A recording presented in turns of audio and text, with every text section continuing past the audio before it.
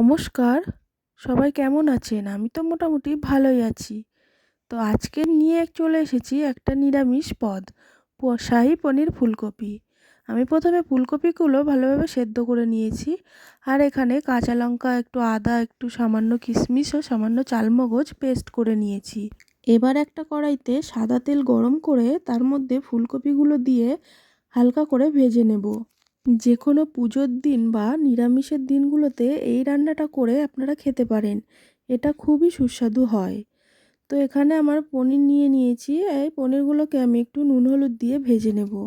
তারপর সেই কড়াইতে সর্ষের তেল গরম করে তেজপাতা ও জিরে ফোড়ন দেব। তারপর আলু আর টমেটো দিয়ে ভালো করে ভাজা ভাজা করে নিয়ে হলুদ ও লবণ দিয়ে দেব।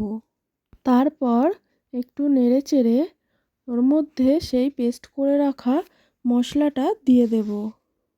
তারপর একে একে একটু জিরে গুঁড়ো ও একটু কাশ্মীরি লঙ্কার গুঁড়ো দেব আমি। যেহেতু এখানে আমি শুকনো লঙ্কা দিইনি, তাই একটু কালারের জন্যে কাশ্মীরি লঙ্কার গুঁড়ো দেব। তারপর একটু নেড়ে চেড়ে কেটে রাখা ধনেপাতা কুচি ও কড়াইশুঁটি দিলাম। তারপর আবারও একটু ভালোভাবে নেড়েচেড়ে কষিয়ে নিয়ে তার মধ্যে ভেজে রাখা ফুলকপিগুলো দিয়ে দেব। এখন এই শীতের দিনে কড়াইশুঁটি দিয়ে যে কোনো তরকারি রান্না করলে খেতে খুবই ভালো হয়। এইবার সব কিছু একসাথে ভালোভাবে কষিয়ে নিয়ে এর মধ্যে সামান্য পরিমাণে চিনি দিয়ে দেব। চিনি দিলে তরকারির স্বাদটা আর একটু বাড়ে। তো এইবার আমি আরও একটু কষিয়ে নিয়ে এর মধ্যে ভেজে রাখা পনিরটা দিয়ে আরও ভালো করে কষিয়ে নেব। দেখুন কালারটা কত সুন্দর এসছে।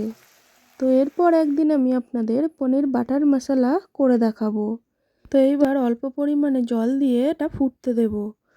এই যে ফুটে উঠেছে, এবার একটু ঘি ও সামান্য গরম মশলা দিয়ে আর একটু ফুটিয়ে নামিয়ে নিলেই রেডি শাহী পনির ফুলকপি। তো বন্ধুরা, কেমন লাগলো এই রান্নাটি অবশ্যই কমেন্ট করে জানাবেন, আর একটা লাইক দিয়ে দেবেন, আর আমার চ্যানেলটা সাবস্ক্রাইব করতে ভুলবেন না।